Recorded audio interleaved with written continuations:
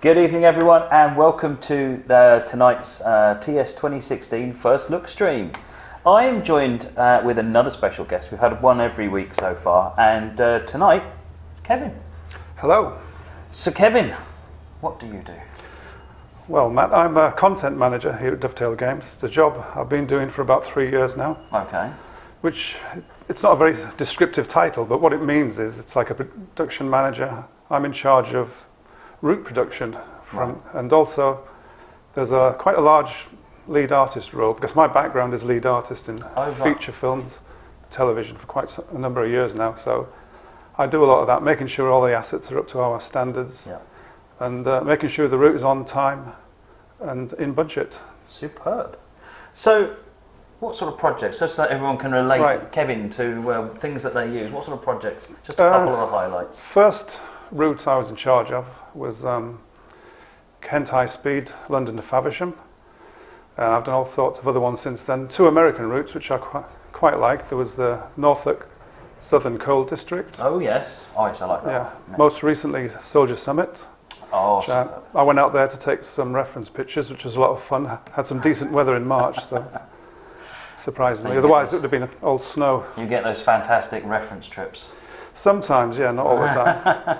And of course, Riviera line in the 50's. Riviera line in the 50's. Absolutely. Here today. So, Kevin, that's really awesome. Thanks for joining us.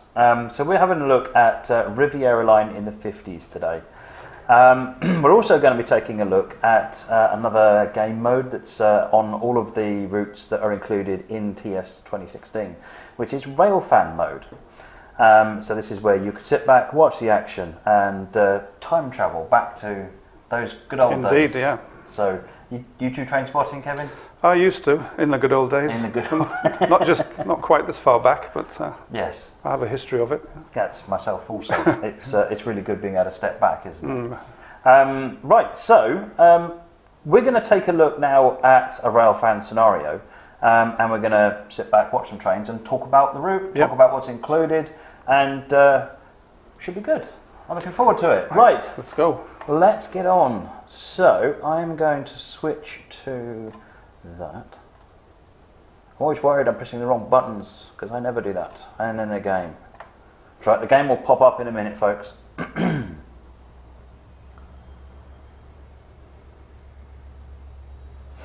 There it goes. Oh dear. Right, Riviera in the 50's. So there is already a Riviera line available, isn't there? That's right, and I was the content manager on that one as well. But that one is modern day, isn't it? Yes, we made that about 2 years ago. Right. And it's set in modern times. Well, it was set in 2013 when we made it, so it's a frozen moment in time. Whereas this one is backdated. And this is a completely separate route. It won't affect any of the other stuff. Correct, exactly. yes. This is a totally new route. I mean, this is steam heaven, isn't it? Yes. It really is. One of the early streams for this, we actually had a look at the Castle class. Oh yeah. With Ben. I remember that, Ben driving. So let me just have a look at this. It says, use the various cameras to photograph passing trains by pressing Ctrl+S on the keyboard. Zoom in and out by scrolling the mouse wheel. For a better angle, press pause to freeze time and then move the camera to a new location. So pause is an interesting trick. We might show that to just demonstrate that because a lot of people don't know about the pause trick. So let's carry on then. Okay.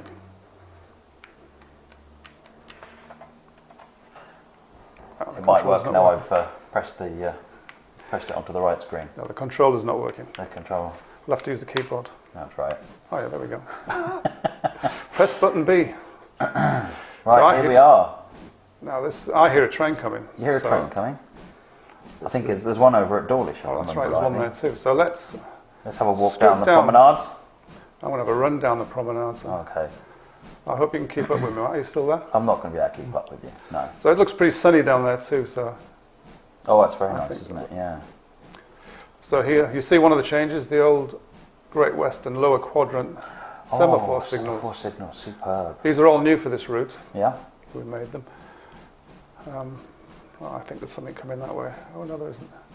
Let's get down further towards the station. There's definitely something going on over here. Stop for an ice cream, I think, Yeah, and let's have watch a some look. trains. Sandwich, a cup of tea would be nice. Sandwich and a cup of tea. Oh, it's closed. Oh, well, never mind. Here comes a train. So, the pannier tank. Pannier tank. So that's one of the included locos in the Riviera line. What was that? Look, somebody's writing these numbers down. It's like 5724. They don't look like Mark 1s. They're not. These are collet coaches. That's something else with this route. We have two new type of passenger coaches. There's the both Great Western, of course, the collet and the centenary stock, which is more for express passenger trains. Okay, those collets do look rather nice. Yeah, they are nice. They're well modelled. They make a very nice change from the Mark 1s. I believe Mark 1s are also included, aren't they? That's right, yeah, but I think they're all in the later livery, the maroon. So let's have a quick look, scoot around Dawlish while we're waiting for the next train. I don't think it's changed much since the 50s around here.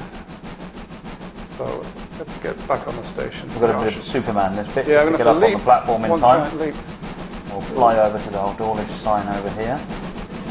So let's see what's next. Oh, just in time. That looks like a train. That's the new train. That's the new train. We've got that. And I'm sure when I saw this last, there were a couple of extra wagons I've not seen before, like that. Yeah. Siphon. Siphon G. Yeah. Basically down the platform. So let's just stop here.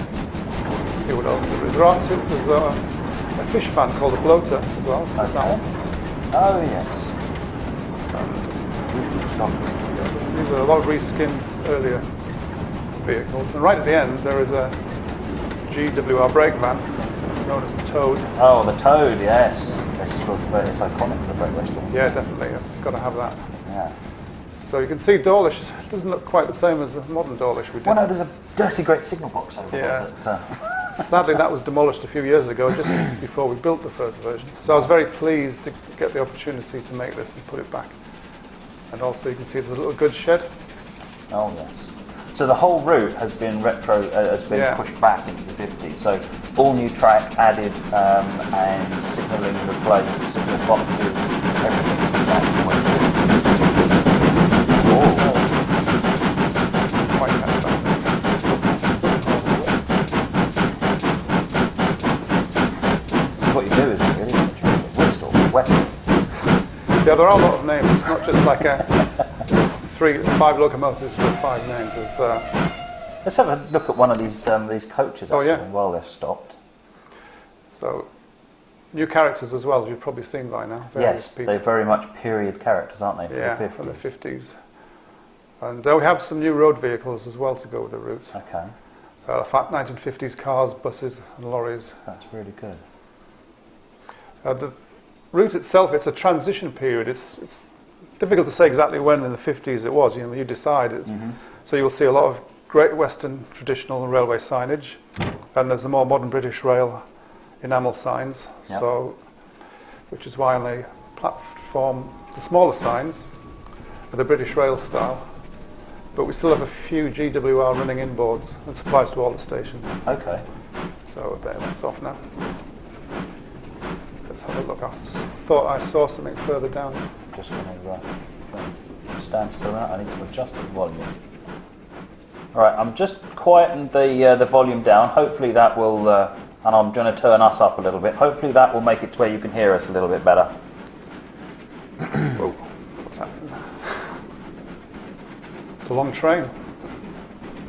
Well, I think that was what is steam era. Long trains Yeah, were quite common, weren't they? But you can see some of them. They started to repaint them in the later maroon livery. Oh, what's that coming through? Didn't get that one. Let's go and find out what that is. So there's actually 5 different classes of steam engine that have been included. Yes, indeed. There's the King. There's the Castle. Castle. So we've got the King, the Castle. Hall. The Grange and the Pannier. Grange and a Pannier. So there's... so yes, we've got 5. Now every loco has had quite a lot of work done on it, hasn't it? There's all been physics have been updated. Yes. All new sounds, and we've been working with external third parties to help us really bring the sounds up on these. Yes.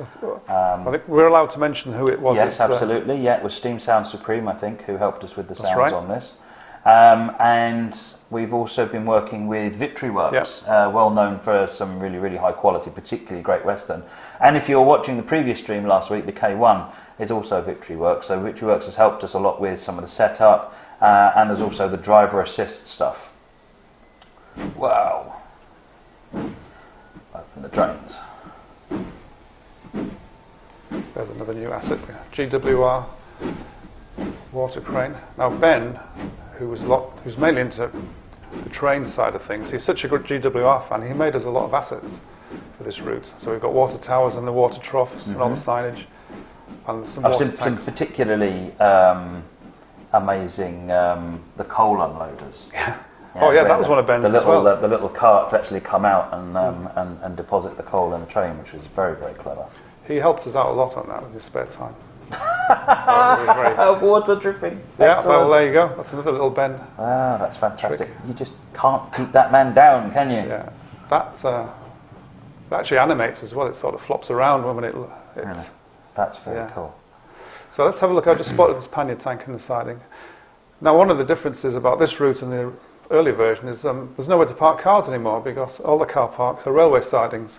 Which is, of course, what they used to be. Exactly, yeah. So, I mean, doing all the research on this and going back and looking at the pictures, you realise we've lost so much in railways in this country. You have, yeah. I mean, freight traffic is there's next to nothing now, and we've just got a few. Well, we have a lot of passenger trains. At least that's going, but there's so much variety with the infrastructure. The signal boxes everywhere, all the semaphore signals. That pannier is looking a little bit worse for wear. Yeah, we've got some weathering going on this one, and I think all of the other locos have weathered versions. Yes, I think there's two variations. And tired versions as well, Yeah, which makes them harder to drive. And new crew, our friends at Skyhook. So all of these locos are up to current standard, and we showed off driver assist when we did the castle, and all of the locos included have got driver assist as well. Oh, just missed a train. Missed a train. Oh, these are the centenaries as well, aren't they? Oh, I think we better chase after that. Let's chase after it. Go full Superman and chase after it. What did we miss?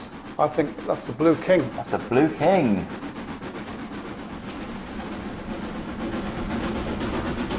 Oh, that's lovely. Beautiful, isn't it?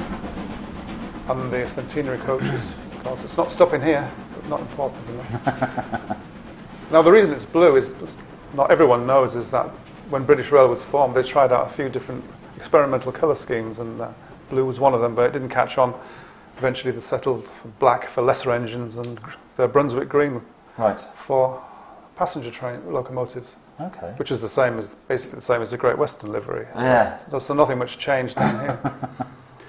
That's fantastic. Let's get back. We sort of got a bit lost there. Let's see what else has come in. So has the scope of the route changed? For those that are familiar with Riviera Line, is this just the same route put back into the 50s? Which is awesome, but is that it? No, there's more to it. There's more? Mm-hmm. So it goes all the way down to Kingswear this time. It's fully scenerised. So in the original route, the track went to Kingswear, but the scenery stopped to paint. That's right. Because it was extra to paint. And, yes. So now the track goes all the way down to Kingswear. Yes, and it's the other stations out there, Churston, Britannia Halt, which is a small wooden halt that was languished until the 80s. That's there. Okay. What was the other one? Goodrington Sands. And we've also done the Brixham branch. Okay. So it's about 2 miles out of Churston, which is a nice little touch.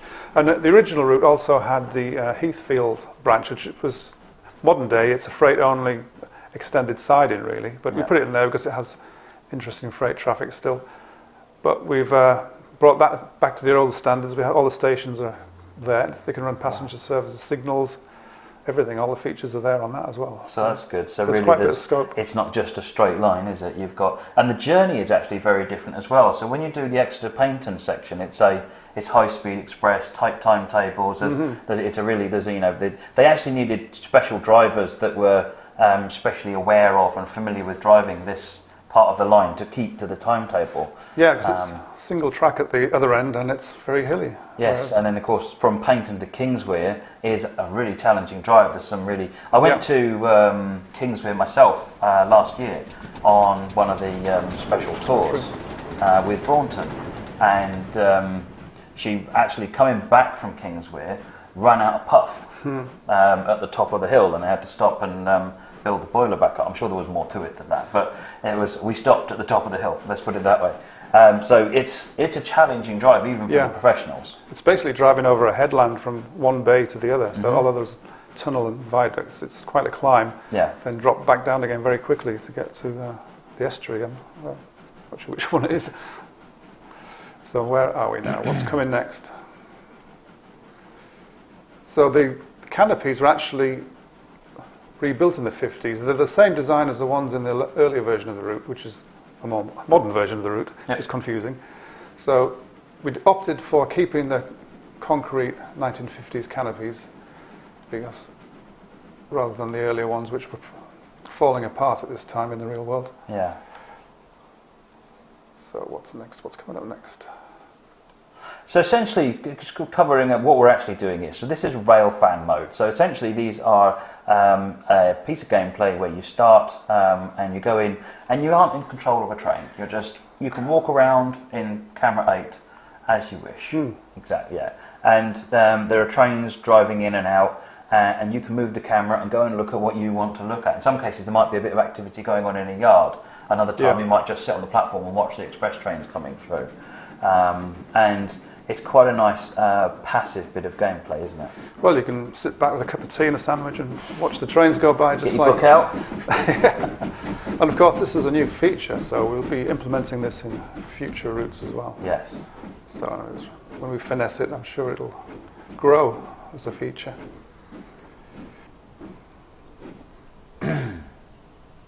I wanted to show you some of the road vehicles, but there aren't any around here at just this moment. Bishop's Castle.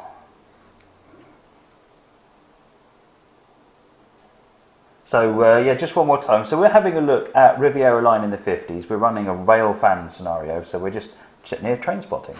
The route comes with 5 Great Western locomotives. It comes with the King, the Castle, Hall, the Grange, and the Pannier Tank. And there are a couple of variations of each one, so to provide a different driving challenge. There's the Centenary coaches. We saw those a little while earlier on Express Train. There's the Colic coaches, which is what we're seeing here. We've finished the end of this scenario now. And then there's the BR Mark 1 coaches. And then it's the Carmine Cream, is that? Carmine and Cream, or Blood and Custard as it's usually known. Blood and Custard. And then there's also the all-over maroon. Yeah, which is slightly darker than Carmine. Coaches. And I think the BR ones are actually in the Western region livery, aren't they? Yes, chocolate and cream, that's right. Yeah. So plus there's also there's 8 wagons, including the bloater fish van and the siphon G milk van and the towed brake van. So there's a tremendous variety of freight. The route itself goes Exeter to Kingswear, and there's also 2 or 3 branch lines. Which are the branch lines? Yeah, there's the Heathcliff line, which in reality goes on to Mereton Hampstead, I think, or somewhere like that. All the way down to Kingswear and the Brixham branch. And of course there's loads more track, there's sidings everywhere and little industries all over the place. So so there's lots of little local workings that you could do up and down between the stations. Things I had no idea that were there. When I surveyed the original route in 2013, then going back and looking at the old photographs, you hadn't a clue. Just how much infrastructure there is. There was back then, and we lost all of that. Oh yeah, the other branch is down to Exeter, the canal, Exeter Docks. Exeter Docks. And there's a short stub at Teignmouth as well, a similar thing. Okay. So that's the route. All the locomotives have had a major overhaul, both in terms of art and in terms of physics. The sounds have been there. We worked with Steam Sound Supreme on the audio. And we've been working with Victory Works on all physics setup, and all the locos have got driver assist, so we showed you that in a previous stream. That's available on all the locomotives, so that whichever scenario you pick, you'll have access to that on this route. And there are 15 scenarios on this route using each of the different locomotives. So you've got, and there's different challenges there as well, ranging from quite easy right up to extreme, quite hard ones, aren't they? Trying to actually meet the challenge. Yeah, it's the hilly bit is particular on the single track section. Some tight curves there, as well as the hills. So you've got to watch your speeds. Along the coast, it's obviously fairly flat, and you've got time to enjoy the scenery along there, but you've got to pay attention. Pay attention, especially if you're running against other trains and you've got to watch for your signals. So it really pays to learn the route and understand what's going on with that. So that's the end of that that particular scenario. And of course, the Railfans, you get your 1000 XP as well for those that are hunting. Oh yeah, points. Hunting your points. All important. All important. Well, some people that's important. Other people it's not. All right. But it's there if you want it. It's good. The route was actually originally in the early days originally built as a broad gauge route, wasn't it? That's right. And also, it was an atmospheric railway, which was like a giant vacuum cleaner tube. It didn't really catch on. No. I think it only ran like that for about 2 or 3 years. Right, and then it became the railway that we've represented here, really. Yeah, if anyone doesn't know what an atmospheric railway is, it's just a pipe, and the train gets sucked along by air being pumped out of the pipe. Okay, that's amazing. That's a piston inside it, yeah. So yeah. Right, let me just check my notes and see if we have covered everything we need to cover. I think we have, which means it's giveaway time. Right. And I could have been more prepared for this. We may need to ad-lib just a little longer.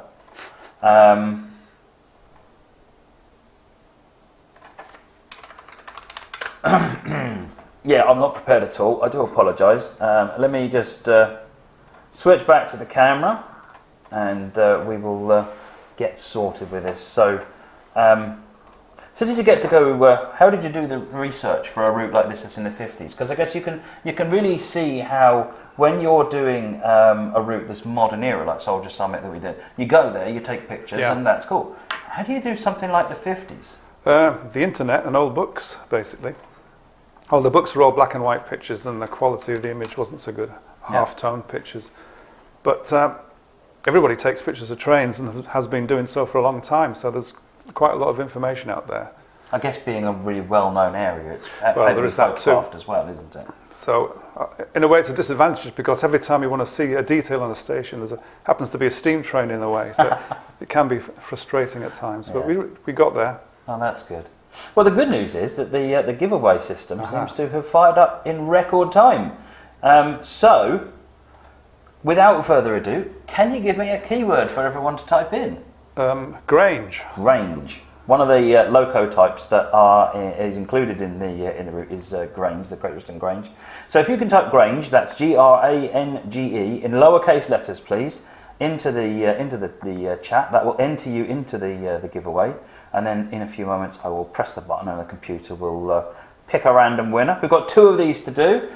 Just to remind you how it all works, once you've typed in, I will get the computer to pick a winner, and at the end of the stream, or within 24 hours of the stream, someone will be in touch with you via Twitch just to confirm that you are one of the winners, and we'll then get in touch with you after TS 2016 has been launched to arrange what prize you'd like. So the prize, just to clarify, that is a t-shirt, one of these, and a Loco DLC of your choice. So we'll be in touch with you to find out what Loco you'd like and what address you'd like your t-shirt sent to.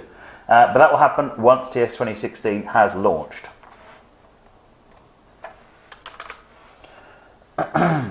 Right.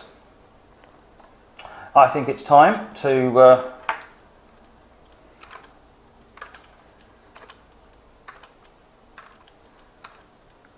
just doing the countdown now. And roll it. Easterwood.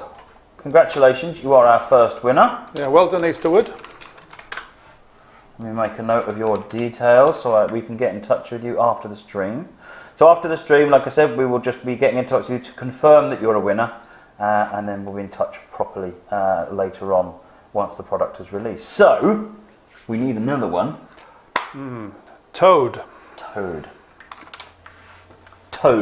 So, Toad is the type of one of the new types of brake fan, or the type of new brake fan.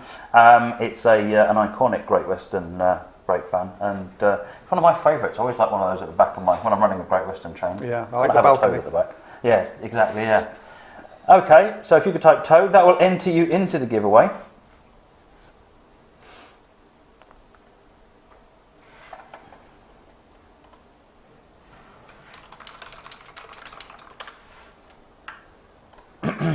And once you're in,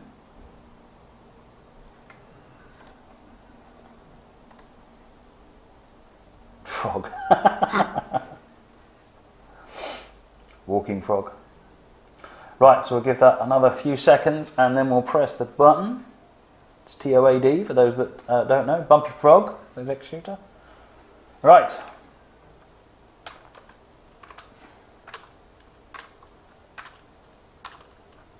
Do countdown. And roll it. Glenn 652256. Congratulations, you are our second winner. Well done, Glenn. That's a big number. Right, so Easterwood and Glenn 652256. We will be in touch with you after the stream, sometime in the next 24 hours. It will be a message that comes to you via Twitch inbox. So if you look for messaging in Twitch and then find the inbox, there may also be another one that says other. So have a look in there and see whether or not the message appears in there. If you haven't got anything by the weekend, get in touch with someone here and we'll find out why you haven't received that. That's the main purpose for this message, is to make sure that we can get in touch with you. And we'll provide, once we get to the release of the product, which I think is pretty soon now, isn't it? Yeah, 17th. 17th September. About a week and a bit. A week. Exactly. Oh, yeah, a week. Oh, that's right. We will be getting in touch with you once the product is released. So it won't be exactly on the 17th. It'll be sometime within 28 days after the product is launched. And we will get in touch with you and sort out all of the address information and what Loco DLC you would like. So, yes, thank you very much to Easterwood and Glenn 652256. Congratulations on winning. So, next upcoming streams, Friday we have got the DLC preview. More news on that tomorrow. Next week we've got another TS 2016 stream, and then on Friday we'll have another look at another advanced preview. So don't forget that tomorrow's stream is at 5 o'clock, and next Thursday's is at 7 o'clock as normal. Right, I think we've just about covered everything. Let me just give you one quick recap so you can walk away knowing what we've just looked at. Riviera line in the 50s, 5 Great Western locos, the King, Castle, Hall Grange and Pannier. 3 new types of coaches, so we've got the Centenaries, Collets and the BR Mark 1s in Carmine Cream and Maroon Livery, and then the Mark 1s are in the Western region, Chocolate and Cream. New wagons, we've got the fish van, the bloater fish van, the Siphon G milk and the Toad brake van, plus a selection of other ones, and 15 scenarios to enjoy that with. And we also had a look at Railfan mode tonight. So I hope that has been as enjoyable for you as it has been for us. Thank you for coming along, Kevin. Welcome. Really appreciate that insight into how these things get done. That's all from me. That's all from me. That's all from him. So thanks very much, everyone. Thank you for taking your time, and we will see you again tomorrow at 5 o'clock. Cheers. Bye-bye. Bye.